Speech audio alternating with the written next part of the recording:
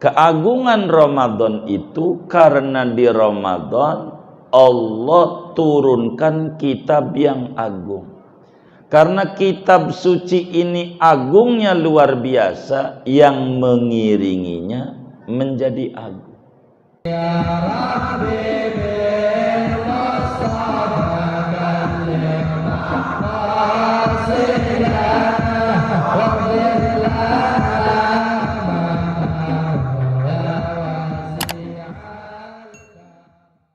Assalamualaikum warahmatullahi wabarakatuh. Waalaikumsalam warahmatullahi wabarakatuh. Alhamdulillahil malikid dayyan alladzi anzalal qur'ana alaina fi syahri Ramadan.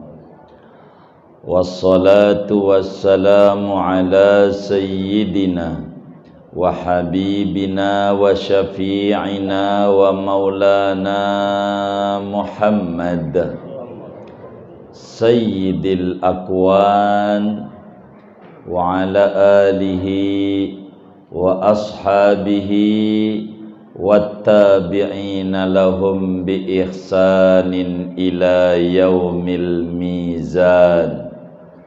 Wa ba'du fayaqulullahu tabaraka wa ta'ala wa huwa asdaqul qailin ya ayyuhalladzina amanu kutiba alaikumus syiyam kama kutiba alal ladzina min qablikum la'allakum tattaqun.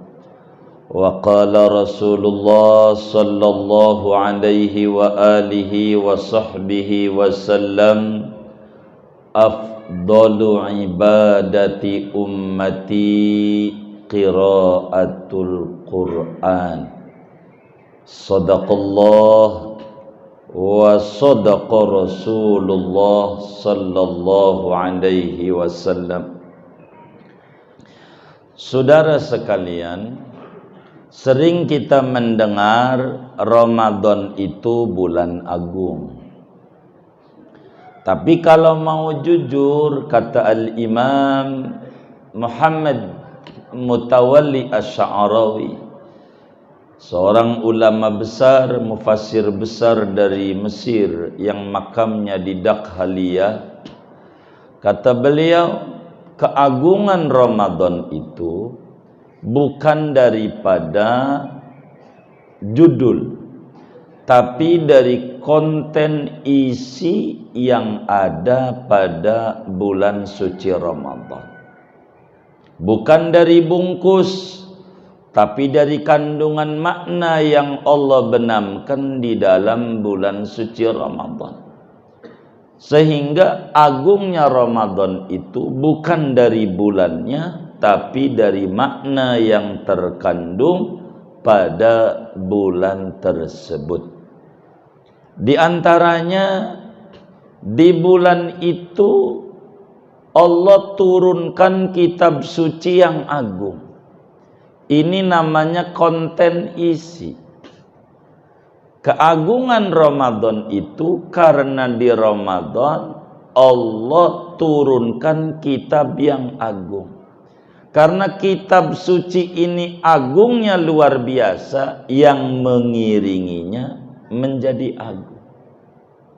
Kedua, karena keagungan ini ada pada Nabi yang agung, yakni Sayyiduna Muhammad sallallahu alaihi wasallam. Ini salah satu makna yang membuat Ramadan itu menjadi agung.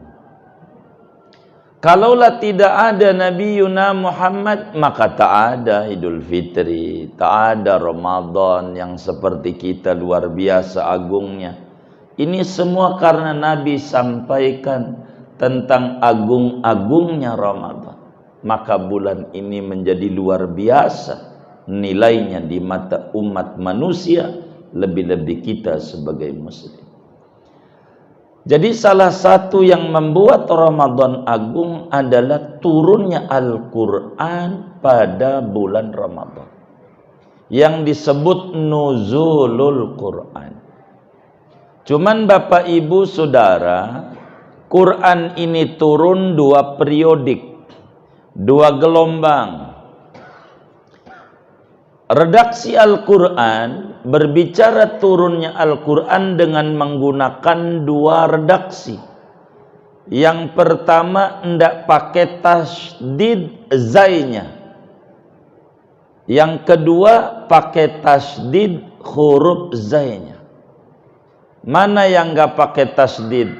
Syahrul Ramadan alladzi unzila.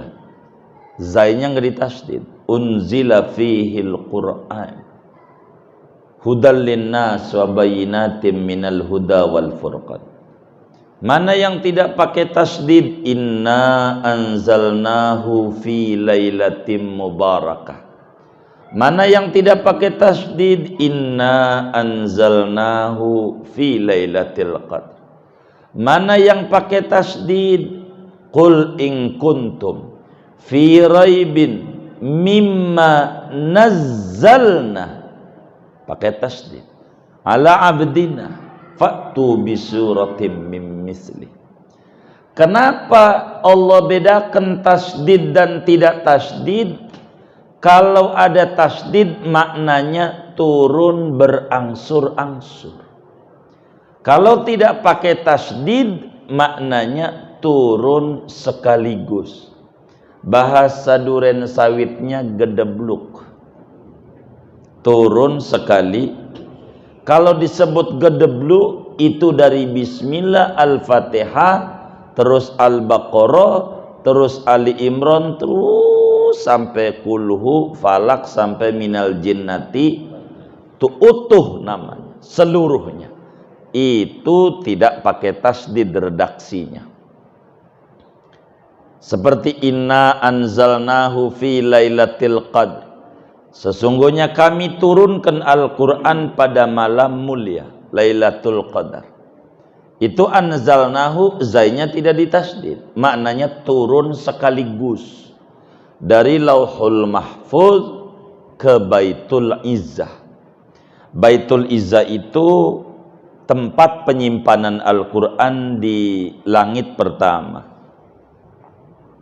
Ini turun sekaligus, maknanya kayak seperti yang kita baca tuh dari Fatihah, Al-Baqarah itu sekaligus.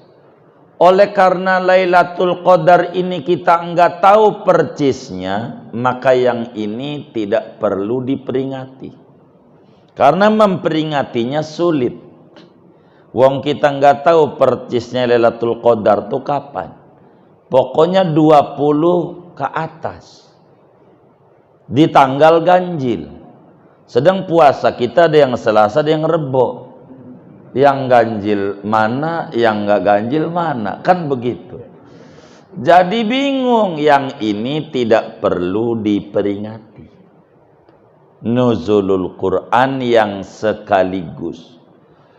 Singkatnya yang kedua, turun dari Baitul Izzah kepada Sayyiduna Muhammad sallallahu alaihi wasallam.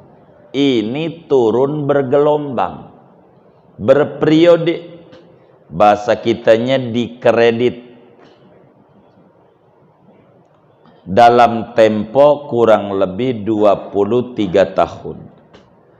Ini mah bisa ditanya sama Nabi, kapan Nabi dapetin ayat Quran? Itu gampang tanggalnya, enggak pusing-pusing amat.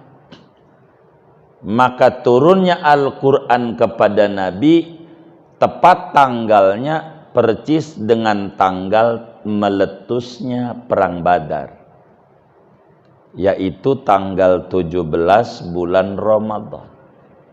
Jadi yang tanggal 17 bulan Ramadan itu memperingati turunnya Al-Quran dari langit pertama kepada Nabi. Bukan yang inna anzalnahu fi lailatil qadri. Bukan. Bukan itu. Nah, turun yang pertama kepada Nabi surat Al-Alaq ayat 1 sampai 5. Iqra bismi rabbikal ladzi khalaq khalaqal insana min 'alaq iqra wa rabbukal akram alladzi 'allama bil qalam 'allamal insana ma lam ya'lam. Ini 5 ayat. Ini nih yang diperingati 17 Ramadan tuh. Memperingati 5 ini doang. Ketika itu Nabi umur 40 tahun. Dapetin Iqra. Disitulah Nabi menjadi Rasul. Tabligh. Kudu disampaikan. Ini 5 nih. Habis ini lama nggak turun. Turun surat Muddatsir. Putus saya terus saja. Ada kasus turun ayat. Ada perempuan nanya, kami ini tiap bulan men. Bagaimana tuh men tuh? Turun ayat, yas'alunaka 'anil mahid. Qul huwa adzam fa'tazilun nisaa fil mahid, dan seterusnya. Entar ada kasus lagi. Begitu. Orang hartanya banyak, bagaimana cara mengelolanya, menginfakannya? Yas'alunaka madza yunfiqun, dan seterusnya. Sampai menjelang wafat, turun surat Al-Maidah ayat 3. Al-yauma akmaltu lakum dinakum wa atmamtu alaikum ni'mati wa raditu lakumul islama dina. Waktu haji wada. Tuh turun, udah turun nih semua. Nabi bilangin, yang ini posisinya di sini, habis ini, habis ini ayat ini, surat ini, balik seperti di gelombang pertama. Jadi balik dari Bismillah sampai minal jinnati wan nas. Tuh turun tuh Nabi umur 40, wafat umur 63. Maka kurang lebih 63 dikurangi 40, 23 tahun. Tapi percisnya 22 tahun 2 bulan 22 hari. Percisnya tuh dari mulai Iqra sampai al-yauma akmaltu lakum tuh 22 tahun 2 bulan 22 hari. Selesai tuh Quran turun.